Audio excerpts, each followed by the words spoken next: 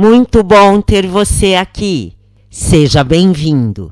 Psicografias e relatos espirituais. Gratidão pela sua companhia e inscrição no canal.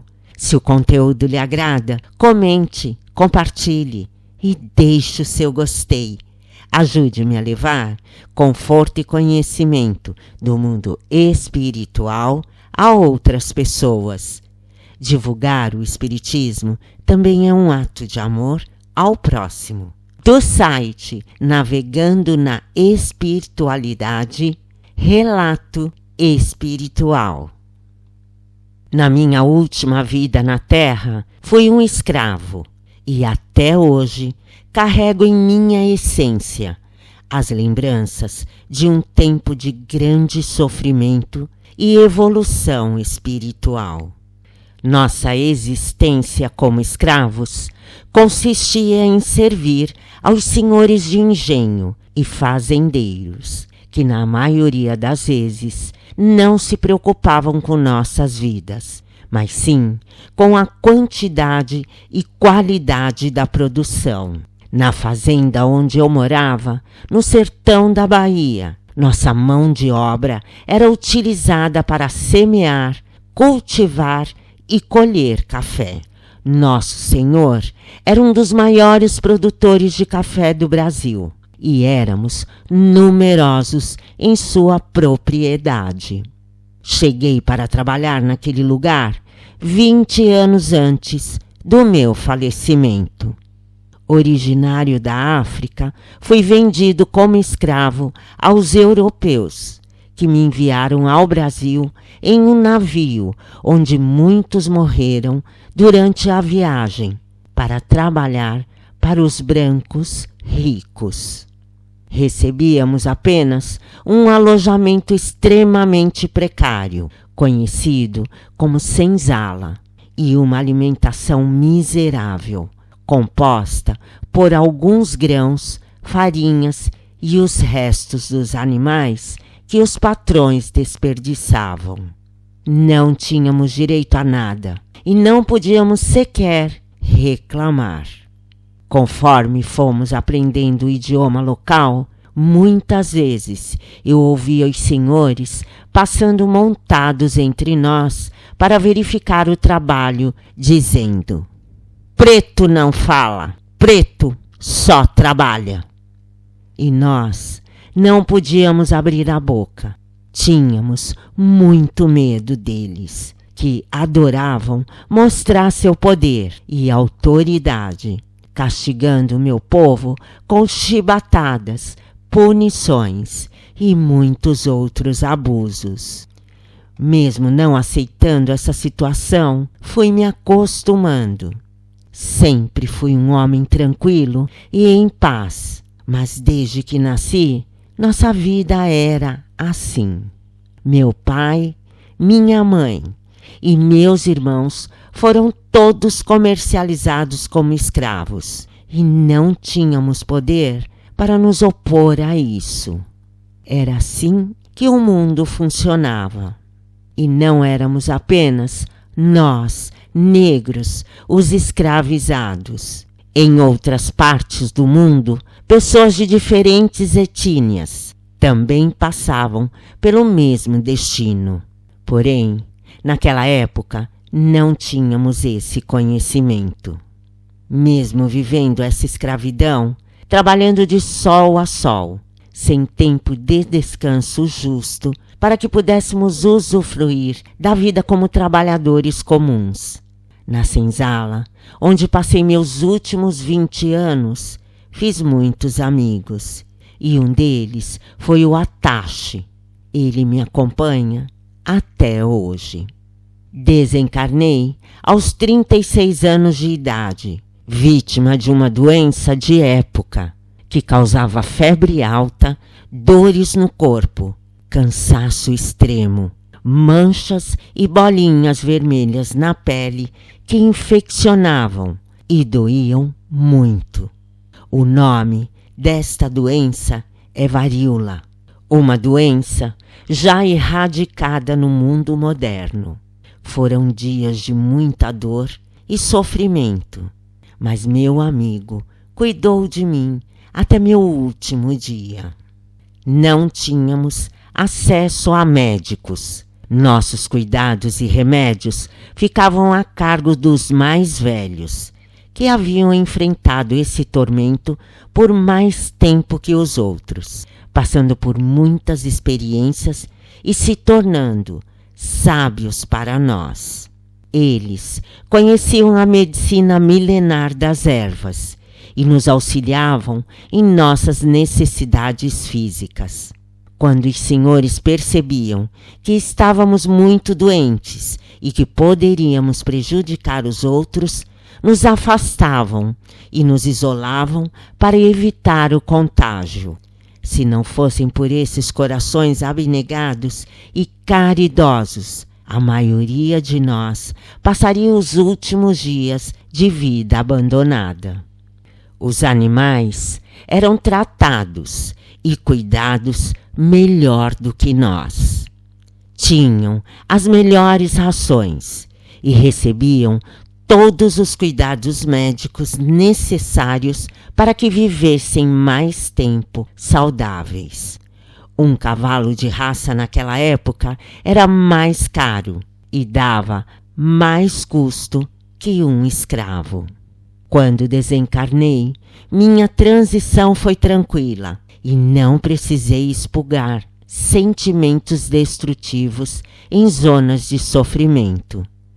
Fui resgatado por amigos do plano espiritual e levado a uma aldeia linda, repleta de plantas, flores e frutos, dos quais podíamos nos alimentar sem culpa ou receio. Era possível colher uma fruta diretamente do pé e no dia seguinte outra estaria no mesmo lugar. Um lugar encantador, com uma atmosfera energética maravilhosa.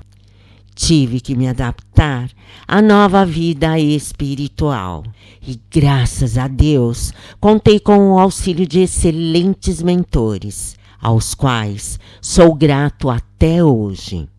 Em pouco tempo, estava totalmente adaptado e preparado para trabalhar.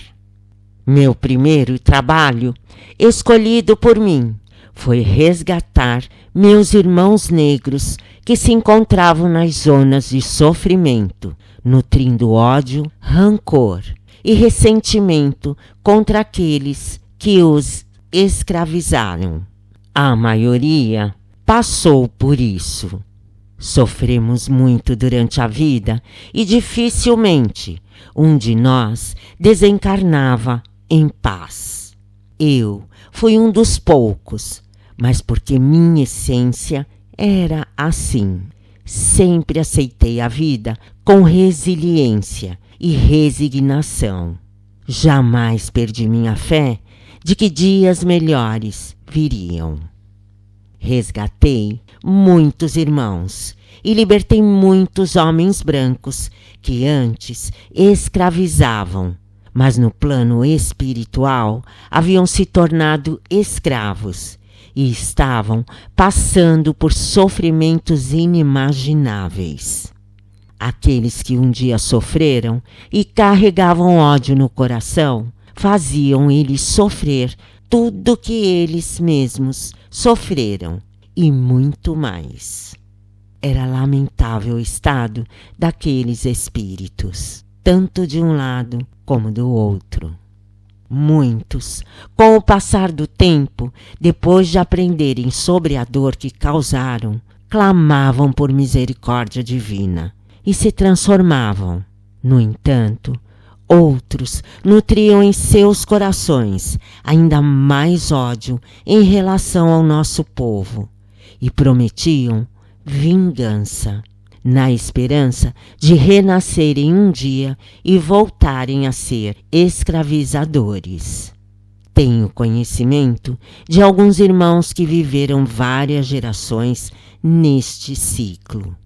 Enquanto na matéria eram escravizados, na espiritualidade escravizavam seus algozes. Eram ciclos de sofrimento causados por ambas as partes.